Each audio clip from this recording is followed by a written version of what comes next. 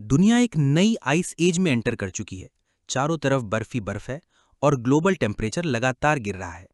लेकिन सरकार अभी भी लोगों को होप रखने के लिए कह रही है और कह रही है कि अगर हम सब एक साथ खड़े रहेंगे तो इस संकट को पार कर लेंगे। इसी बीच हैन फेंग अपनी गर्लफ्रेंड हयोना को अपने घर के बाहर देखकर हैरान हो जाता है। वो उससे पूछता है कि वो यहाँ क्या कर रही है और उसे फटाफट अंदर आने को कहता है क्योंकि बाहर बहुत डेंजरस है। हयोना अंदर आती है और दरवाजा खुलते ही उसे किस करने लगती है। हैन फैंग बिल्कुल हैरान है। वो पूछता है कि ये क्या है, दरवाजा खुलते ही किस, क्या हो गया है हयोना तुम्हें। हयोना जवाब देती है कि उसे रियलाइज हुआ है कि हैन फैंग ही वो इंसान है जिससे वो सच में प्यार करती है और उसी के साथ उसे होना चाहिए। वो कहती है कि क्राइसिस ही इंसान के असली रंग दिखाती है, कौन सच में आपकी परवाह करता है और कौन हर हाल में आपके साथ खड़ा रहेगा। वो कहती है कि अगर उसे यकीन नहीं हो रहा तो वो उसकी धड़कनें महसूस कर सकता है, वो कुछ भी करने को तैयार है। हैन फेंग उसकी बातें सुनकर बहुत इमोशनल हो जाता है। वो कहता है कि हयोना, तुम्हें अंदाजा भी नहीं है कि तुम्हारी इन बातों का मेरे लिए क्या मतलब है। लेकिन हयोना उसे चुप कराती है और कहती है कि और कुछ मत बोलो, बस अपनी आंखें बंद करो। हैन फेंग उसकी बात मान लेता है और आंखें बंद कर लेता है। वो पूछता है, मेरी आंखें बंद हैं, अब क्या। अगले ही पल हैन फेंग एक भयानक दर्द से तड़प उठता है। उसे अपने किसी अनजान की आवाज़ सुनाई देती है। ह्योना वहाँ खड़ी है और उस अजनबी के हाथ में एक खंजर है और वो उसे हैन फेंग के शरीर से बाहर निकाल रहा है। हैन फेंग खून से लथपथ हो जाता है। ह्योना एक खूंखार स्माइल के साथ देखती है और ह्योना का दोस्त बोलता है कि इनोसेंट बनने की कोशिश मत करो, तुम्हें पता था कि इसे जाना होगा। वो कहता है कि इस दुनिया में बहुत पहले ही सब कुछ हेल बन चुका है और एक कम मुंह का मतलब है खाने के लिए एक कम इंसान। वो कहती है कि चलो देखते हैं इस चंप ने क्या क्या जमा कर रखा है। अगर हम अपने कार्ड सही से खेलें तो हम तब तक सरवाइव कर सकते हैं जब तक कोई हमें रेस्क्यू नहीं करता। हैन फेंग दर्द से करा रहा है। वो सोचता है, मैं हिल भी नहीं पा रहा हूँ, क्या मैं मर रहा हूँ। वो अपने मन में खुद से पूछता है कि क्या मरने के बाद ऐसा ही फील होता है। हैन फेंग की आंखों के सामने अंधेरा छा रहा है। वो सोचता है, अगर कोई अगली जिंदगी है तो मैं एक लव सिक पपी बनकर नहीं रहूंगा। वो एक गर्म रोशनी देखता है। वो सोचता है कि क्या ये स्वर्ग का रास्ता है, लेकिन फिर वो अपने हाथ की तरफ देखता है। उसे ऐसा लग रहा है। 30 मिनट बाद हैन फेंग धीरे धीरे होश में आता है। उसे कुछ गर्मी महसूस होती है। वो सोचता है, दोबारा से गर्मी। वो धीरे धीरे अपनी आंखें खोलता है और अपने आसपास देखता है। वो अपनी कलाई घड़ी चेक करता है। डेट है जून 28। वो खुद से कहता है, अपोकलिप्स, वो तो जुलाई 15 को शुरू हुआ था। वो कहता है कि उसे तो मर जाना चाहिए था, लेकिन वो अपोकलिप्स से आधे महीने पहले टाइम में वापस आ गया है, जिसका मतलब है मैं रिबॉर्न हुआ हूं। लेकिन इस बार कुछ अजीब है। जब से वो जागा है, एक लाल ग्लो उसके सीधे हाथ के चारों तरफ घूम रही है। इससे दर्द नहीं हो रहा, बस थोड़ी गर्माहट महसूस हो रही है। वो सोचता है कि पहले तो उसे लगा कि वो बस इमेजिन कर रहा है, लेकिन फिर वो लाल ग्लो एकदम से ग्रीन हो जाती है और बड़ी होने लगती है। उसके हाथ से रोशनी की किरणें बाहर निकलने लगती हैं। वो सोचता है कि कोई भी साइंस इसे जस्टिफाई कैसे करेगी। वो सोचता है कि ये ग्रीन लाइट बहुत इराटिक है, ये कभी छोटी होती है तो कभी बड़ी, बिल्कुल लाल वाली की तरह नहीं है। लेकिन फिर उसे अचानक से बहुत ड्रेन्ड फील होता है। वो थक गया है। वो सोचता है कि क्या ये ग्रीन लाइट की वजह से है। वो मनी मन बड़बड़ाता है, डैम इट, ये चीज़ क्या है। तभी उसे याद आता है, रुकिए, ये तो उन मानवा स्टोरीज की तरह है जिसमें मेन प्रोटैगनिस्ट हमेशा रीबर्थ लेता है और उसे चीट लाइक पावर्स मिलती हैं। वो किचन में जाता है, फ्रिज में कुछ भी नहीं बचा है। वो इतना थक गया है कि उसे कुछ नहीं सूझ रहा। वो सोचता है कि उसे कुछ तो खाना होगा वरना वो पास आउट हो जाएगा। तभी उसकी नज़र भुने हुए सोयाबीन्स पर पड़ती है। ये अपोकलिप्स से पहले बचे हुए स्नैक्स हैं। ये एक पूरी मील तो नहीं है, लेकिन अभी काम चला लेंगे। वो सोचता है कि उसे जल्दी सुपरमार्केट जाना होगा। वो सोयाबीन्स को अपने हाथ में लेता है। वो देखता है कि एक सोयाबीन अंकुरित होकर एक बीन स्प्राउट बन चुका है। वो खुशी से उछल पड़ता है, ये है मेरी पावर। वो सोचता है कि ये एक इनक्रेडिबल डिस्कवरी है और उसे इसे और भी स्टडी करना चाहिए। लेकिन अभी उसके पास उससे भी बड़ी वरीज हैं। उसे दुनिया के खत्म होने से पहले बहुत सारी सप्लाईज जमा करनी होंगी। वो अपने घर से बाहर निकलता है और रास्ते में सोचते हुए जा रहा है। सबसे पहले मेरे हाथ के चारों तरफ लाल ग्लो थी, फिर वो हरी हो गई। हरी ग्लो छोटी और बड़ी होती रही, जिससे मेरे दिल की धड़कनें तेज हो गईं और मैं बहुत थक गया। फिर मैंने उस ग्लोइंग हैंड से सोयाबीन्स को छुआ और वो बीन्स स्प्राउट बन गए। वो मन में कहता है, आह, ये कैसी पावर है। वो अपने ख्यालों में खोया हुआ था कि तभी उसे एक जानी पहचानी आवाज सुनाई देती है। हैन फैंग, क्या कोइंसिडेंस है, तुम भी शॉपिंग जा रहे हो? वो मुड़कर देखता है, उसकी आंखों के सामने ली हायोना खड़ी है।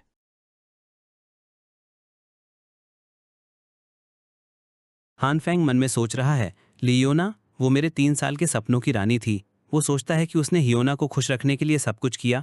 भले ही वो जानता था कि वो उसके लिए सिर्फ एक फॉल बैक गाय है, लेकिन मैंने कभी नहीं सोचा था कि वो मुझे मार देगी। वो मन में खुद को समझाता है, बदला लेने का अभी सही टाइम नहीं है, अभी नहीं। उसका पहला मिशन है अपोक्लिप्स से पहले सप्लाईज को सिक्योर करना। तभी हियोना उसे टोकती है, क्या सोच रहे हो, मैं कब से तुम्हें बुला रही हूँ। हान फेंग थोड़ा सहम जाता है। वो कहता है, ओह सॉरी, तुम आज बहुत खूबसूरत लग रही हो हियोना, मैं तो बस तुम्हें ही देखने में खो गया था। हियोना शर्म से मुस्कुरा कर कहती है, ओ माए बस करो, तुम इतने स्मूथ कब से हो गए। वो कहती है कि अब जब हम मिल ही गए हैं तो क्यों ना साथ में शॉपिंग करें। हान फेंग के मन में एक पुरानी याद ताज़ा हो जाती है, जहां हियोना उसे अपने एटीएम की तरह इस्तेमाल कर रही थी। वो हियोना से कहता है कि वो आज नहीं आ सकता। वो मन में सोचता है, नाइस ट्राई हियोना, मुझे फिर से अपना एटीएम बनाने की कोशिश, लेकिन इस बार मैं इतना फूल नहीं हूँ। हान फेंग मन में द वॉल्डरमार्ट के बारे में सोचता है, जो ए सिटी में ईस्ट रीजन का सबसे बड़ा और बेस्ट स्टॉक्ड सुपरमार्केट है। वो याद करता है कि जब आइस एज हिट हुई थी तो ये जगह रातों रात साफ हो गई थी, किसी को पता नहीं चला था कि ये किसने किया था। वो सोचता है कि अपोक्लिप्स से पहले उसे जितना हो सके उतना स्टॉक अप करना है। वो अपने फ़ोन में अपोक्लिप्स सर्वाइवल गाइड पढ़ रहा है। उसमें लिखा है कि रिसोर्सेज की शॉर्टेज के चलते खाने और पानी का स्टोरेज बहुत इंपॉर्टेंट है। कम से कम 3 महीने का ड्राई फूड, कैंड गुड्स और पीने का पानी जमा कर लेना चाहिए। उस गाइड में मेडिकल सप्लाईज के बारे में भी लिखा है, लेकिन उसकी नज़र अपने वॉलेट पर जाती है और वहाँ सिर्फ $50 हैं। वो मन में पूछता है, मैं इससे क्या करूँगा। तभी उसके फ़ोन पर एक मैसेज आता है। ये एक लोन कंपनी का मैसेज है। उसे 1,68,800 युआन तक का लोन मिल सकता है। वो खुशी से उछल पड़ता है, अरे हाँ, मैं कैसे भूल गया। वो सोचता है कि लोन लेने के बहुत तरीके हैं और वैसे भी अपोक्लिप्स के बाद उसे ये पैसे वापस तो करने नहीं हैं। अगले ही पल हियोना रोड पर चल रही होती है और कैन को पैर से मारकर अपना गुस्सा जाहिर कर रही होती है। वो मन में सोच रही है, ये तो बस मेरे कई सिम्स में से एक है, हिम्मत कैसे हुई मुझे मना करने की। वो सीरियसली पिस्ड ऑफ है और हैन फैंग को पैथेटिक लूजर कह रही है, जिसके पास अपनी खुद की कार तक नहीं है। वो सोचती है, अब कभी मुझसे नाइस होने की मुनीद मत करना। तभी हैन फैंग वहां आता है और हियोना हैन फैंग को देखकर कहती है, अरे हैन फैंग, क्या ये कार तुम्हारी है? हैन फैंग जवाब देता है, मेरे डैड यूएस में बिजनेस में बहुत अच्छा कर रहे हैं, इसलिए उन्होंने मुझे कुछ पैसे भेजे हैं। अभी अभी तो उन्हें एयरपोर्ट छोड़कर आया हूँ। हियोना ये सुनकर हैरान होती है, अच्छा, तो तुम आज अपने डैड को एयरपोर्ट छोड़ने गए थे? मुझे माफ़ करना, मैंने बिना जाने तुम्हें शॉपिंग चलने को कह दिया। वो मन में सोचती है कि मैं इतना रूड थी, शायद वो इसलिए मुझे छोड़ रहा था। हैन फैंग उसे देखकर कहता है, मैं तुम्हें क्यों छोड़ूंगा हियोना, तुम मेरे लिए बहुत इंपॉर्टेंट हो। वो हियोना को देखकर कहता है कि तुम भी मेरे लिए बहुत स्पेशल हो। फिर हियोना हैन फैंग को आज डिनर और मूवी पर चलने को कहती है, ताकि वो एक दूसरे को और बेहतर जान सकें। वो कहती है, क्या कहते हो? हैन फैंग वहां से चला जाता है। वो मन में सोचता है कि उसे अपनी सप्लाईज को ऊपर लेकर जाना है और हियोना से बोलता है कि वो बहुत बिजी है, बहुत बिजी। हियोना पूछती है, इतना सारा सामान क्यों खरीदा तुमने? हैन फैंग बोलता है, अब कुछ खास नहीं, बस वो चीज़ें जो मुझे पसंद हैं। हान फेंग मन में सोचता है कि वो हियोना को अपने स्टॉक पाइल के बारे में पता नहीं चलने दे सकता। यही तो मेरा अपोक्लिप्स में सर्वाइव करने का टिकट है। वो मन में कहता है, तुम बस इंतजार करो, एक बार जब दुनिया खत्म हो जाएगी तो तुम्हें पता चलेगा कि तुम्हारे साथ क्या होने वाला है। वो उस लड़के के बारे में भी सोचता है जिसने उसकी मदद की थी उसे मारने में। हान फेंग आखिर में सोचता है, एक्चुअली मैं तो अपोक्लिप्स का इंतजार कर रहा हूँ। वो याद करता है कि जुलाई 15 को ये सब शुरू होगा, भारी स्नो गिरेगी और टेम्परेचर -20 डिग्री सेल्सियस तक गिर जाएगा। हान फेंग आगे सोचता है कि अगले 1 महीने में टेम्परेचर धीरे धीरे गिरता रहेगा और सब कुछ बर्फ में ढक जाएगा, बाहर निकलना इम्पॉसिबल हो जाएगा। इसलिए उसे सप्लाईज जमा करनी है और इन सबको अच्छे से पैक और सील करना है। वो नहीं चाहता कि पड़ोसियों को पता चले कि वो खाने को होर्ड कर रहा है। वो सोचता है कि रात में जब कोई नहीं होगा तो वो अपना सेंसिटिव सामान खुद ही मूव करेगा। अपोक्लिप्स के बाद पावर सप्लाई बहुत अनस्टेबल हो जाएगी, इसलिए वो एक जनरेटर और उसे 1 साल तक चलाने के लिए फ्यूल भी खरीद लेता है। अपोक्लिप्स के बाद हीटिंग सिस्टम बंद हो जाएगा, इसलिए उसे अपने घर को इंडिपेंडेंट हीटिंग के लिए मॉडिफाई करना होगा और दरवाजे और खिड़कियों को भी मजबूत करना होगा। साथ ही सप्लाईज रखने के लिए एक रूम भी बनाना होगा। इन सब तैयारियों में उसे जुलाई 14 तक का टाइम लग जाता है। आने वाले आइस एज एपोकलिप्स में सिर्फ सप्लाईज पर निर्भर रहना हान फेंग के लिए काफ़ी नहीं होगा। वो सोचता है कि प्लांट्स को मैनिपुलेट करने की उसकी ये पावर ही उसकी एकमात्र होप है। वो अपनी एबिलिटी का इस्तेमाल करके बहुत सारे सोयाबीन्स उगा लेता है।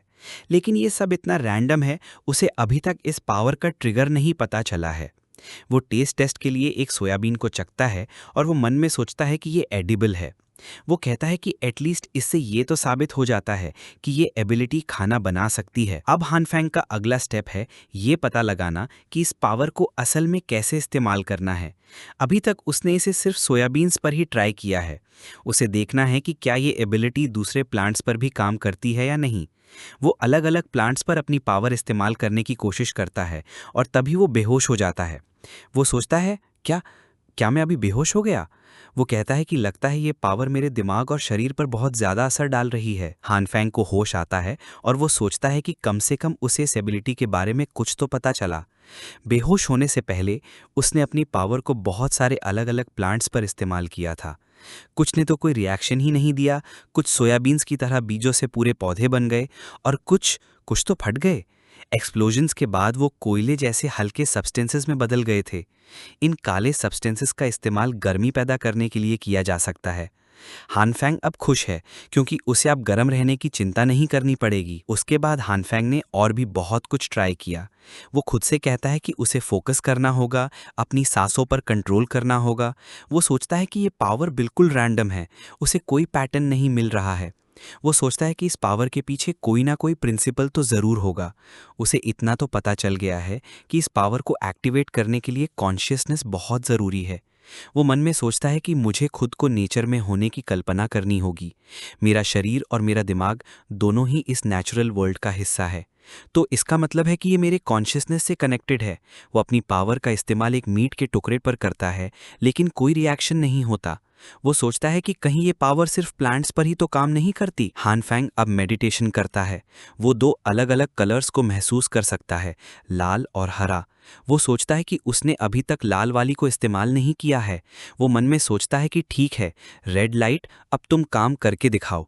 वो फिर से मेडिटेशन करता है और सोचता है कि क्या इन्हें कंबाइन करूं। वो हरी रोशनी और लाल रोशनी को एक साथ कंबाइन करने की कोशिश करता है। वो मीट को देखता है और वो देखता है कि लाल रोशनी से मीट रिएक्ट कर रहा है। उसे ऐसा लग रहा है जैसे वो पक गया हो। वो सोचता है कि क्या रेड लाइट सिर्फ चीज़ों को गर्म करती है? नहीं, वो कहता है कि ये उससे भी ज़्यादा है, ये डिसइंटीग्रेशन प्रोसेस है। वो सोचता है, नो वे, अगर ग्रीन लाइट चीज़ों को ग्रो करने की पावर है और रेड लाइट उसकी ऑपोजिट है, डिसइंटीग्रेशन। हानफैंग एकदम से चौंक जाता है। अरे, ये मीट तो बड़ा हो गया। वो अपने हाथ में रखे सोयाबीन्स को देखता है जो गायब हो चुके हैं। वो सोचता है कि सोयाबीन्स मीट में मर्ज हो गए हैं, है ना? वो कहता है कि दिस इज़ इनक्रेडिबल। वो मीट को छू कर देखता है और उसे लगता है कि ये बिल्कुल असली मीट जैसा दिखता है, महसूस होता है और महक भी रहा है, लेकिन ज़्यादा फ्रेश है। वो एक और बार ट्राई करने की कोशिश करता है, लेकिन कुछ नहीं होता। वो सोचता है कि क्यों? वो मन में कहता है कि वो इसे बाद में समझेगा। वो आज के दिन को प्रोडक्टिव मानता है और सोचता है कि अगर वो इस पावर में मास्टर हो गया तो। हानफैंग जोर जोर से हंसने लगता है। हा हा हा हा। वो कहता है कि रुकिए। वो सोचता है कि इतना ही काफ़ी नहीं है, वो बिल्कुल डिफेंसलेस है। उसे जल्दी से एक वेपन ढूंढना होगा, इससे पहले कि टेम्परेचर गिरना शुरू हो जाए। वो कहता है कि ये सच में हो रहा है। अगले एक हफ्ते में टेम्परेचर -45 डिग्री तक गिर जाएगा। उसे जल्दी से एक गन चाहिए, लेकिन गन्स खरीदना इलीगल है और उसके पास कोई कनेक्शंस भी नहीं है। तभी उसे एक आदमी के फ़ोन पर बात करते हुए सुनाई देता है। वो आदमी कह रहा है, हे, आई एम इन कंस्ट्रक्शन, लाखों दाव पर लगे हैं हर प्रोजेक्ट में। तुम सिगांग लीडा ग्रुप के लाओ बैंक को जानते हो? वो तो लिटरली मेरा बड़ा भाई है। हानफैंग उस आदमी को ध्यान से देखता है और सोचता है कि मुझे लगता है मैंने इस आदमी को कहीं देखा है। वो आदमी हानफैंग को सिगरेट ऑफर करता है। सिगरेट लोगे? इस सिगरेट्स भी मेरे बड़े भाई ने दी थीं। वो आदमी एग्जैजरेशन वाले फैशन स्टाइल में है। वो हानफैंग से कहता है कि शर्माओ मत, एक ले लो, तुम अपने बड़े भाई को फेस नहीं देना चाहते कि।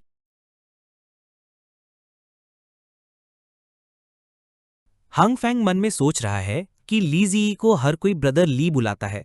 वो उसी के पड़ोस में रहता है। सब कहते हैं कि वो कॉन्ट्रैक्टिंग प्रोजेक्ट्स का इंचार्ज है और यहाँ हर किसी को जानता है।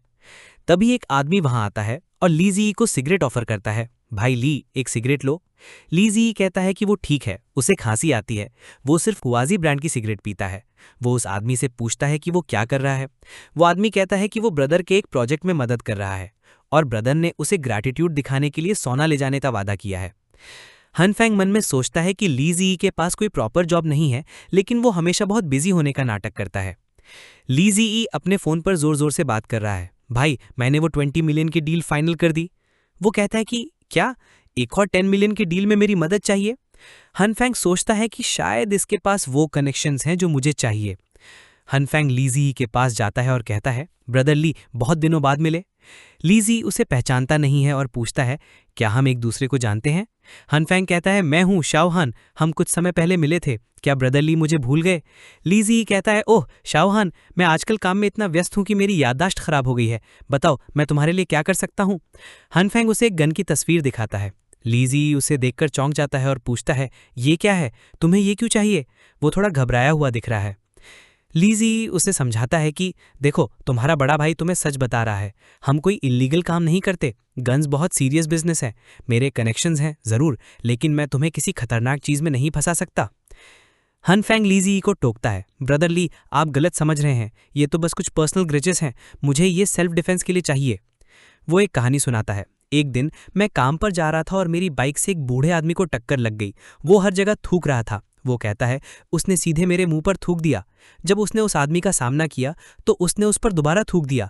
तब हनफैंग ने उसे अच्छी तरह से पीटा। जब वो आदमी जा रहा था तो उसने कहा कि वो बदला लेगा। अगले ही दिन वो आदमी अपने गुंडों के साथ उसका इंतजार कर रहा था। उन्होंने उसे बहुत पीटा और कहा कि अगर वो उसे फिर से दिखा तो वो उसे फिर से पीटेंगे। मैं इतना अपमानित कभी नहीं हुआ। वो कहता है, इसलिए मुझे सेल्फ डिफेंस के लिए एक वेपन चाहिए।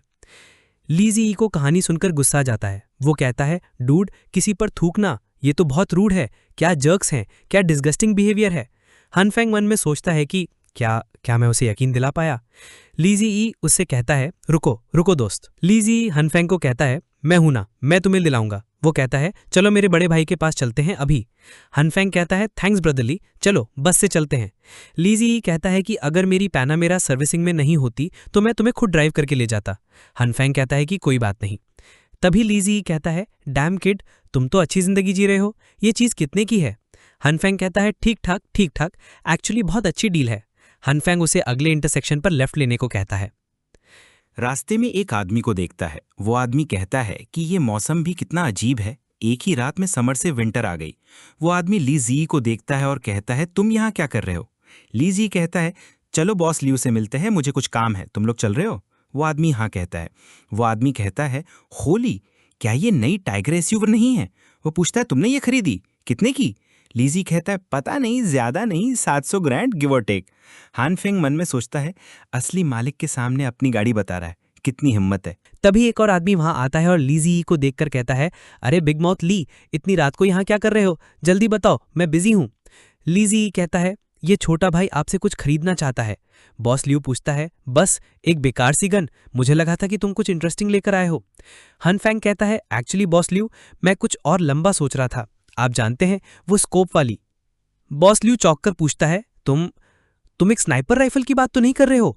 वो चिल्लाकर कहता है, क्या तुम्हें लगता है ये कोई शॉपिंग मॉल है, जो मांगोगे मिल जाएगा? वो एक छोटी गन की ओर इशारा करता है, बस ये छोटी सी है, इसे लेना हो तो लो वरना जाओ। हनफैंग कहता है, नहीं बॉस लियू, इसकी एक वजह है। वो फिर से कहानी बनाना शुरू करता है। ये सब 5 साल पहले शुरू हुआ था। उसकी पत्नी। बॉस लियू को हनफैंग की कहानी डिस्गस्टिंग लगती है। वो कहता है, 3 बच्चे और उनमें से कोई भी उसका नहीं है, ये मुझे सच में पिस्ड ऑफ कर रहा है। वो सोचता है कि ये कहानियां तो ब्रदर ली की भी रेडिकुलस हैं। बॉस लियू हनफैंग से कहता है, ठीक है, एक स्नाइपर राइफल हो जाएगा, लेकिन इसमें कुछ दिन लग सकते हैं। हनफैंग कहता है, thank you big brother Liu. Boss Liu अपने आदमी क्यांगसी से कहता है, इसका इंतजाम करो, देखो एक सेमी ऑटो मिल सकती है क्या, और इसे खूब सारी एमओ भी दे देना। लीजी हनफैंग को कहता है, देखा मैंने तुम्हारे लिए कितनी बढ़िया तरह से डील संभाली। मेरे बड़े भाई का मूड आज बहुत अच्छा है, मैं तो उनसे कैनन भी मांग लेता तो वो शायद हाँ कर देते। हनफैंग कहता है, थैंक्स ब्रदर ली, मैं बाहर जाते हुए आपके लिए सिगरेट्स ले लूंगा। लीजी कहता है, सिगरेट्स? अरे नहीं दोस्त, तुम्हें पता है मैं ये सब इसलिए करता हूं क्योंकि मुझे लोगों की मदद करना पसंद है, लेकिन अगर तुम इंसिस्ट कर रहे हो तो हुआजी ही लेना। तुम्हें पता है बाकी ब्रांड से मुझे खांसी आती है, ज्यादा मत लेना, 7-8 कार्टन काफी होंगे। जब मुझे मेरे प्रोजेक्ट के पैसे मिलेंगे तो मैं तुम्हें सोना ले जाऊंगा। हनफैंग मन में सोचता है, सप्लाईज चेक, वेपन चेक। तभी अचानक से हानफेंग गिर पड़ता है और उसे खड़े होने तक का मौका नहीं मिलता। हानफेंग लीजी से कहता है कि शायद मेरी हड्डी टूट गई है, भाई प्लीज़ मुझे हॉस्पिटल ले चलो। लीजी कहता है, वो तो मेरे पास ड्राइवर्स लाइसेंस नहीं है, मैं लाइसेंस के बिना ड्राइव नहीं कर सकता। फिर लीजी हानफेंग को उसे अपने पीठ पर ढोकर ऐसे तैसे करके हॉस्पिटल पहुंच ही जाता है। एक और लड़की, जिसे हेड नर्स बुलाया जा रहा है, को फ़ोन आता है। Please come to the hall, we are short staffed. वो कहती है, "म, म, हाँ, अभी आ रही हूँ।"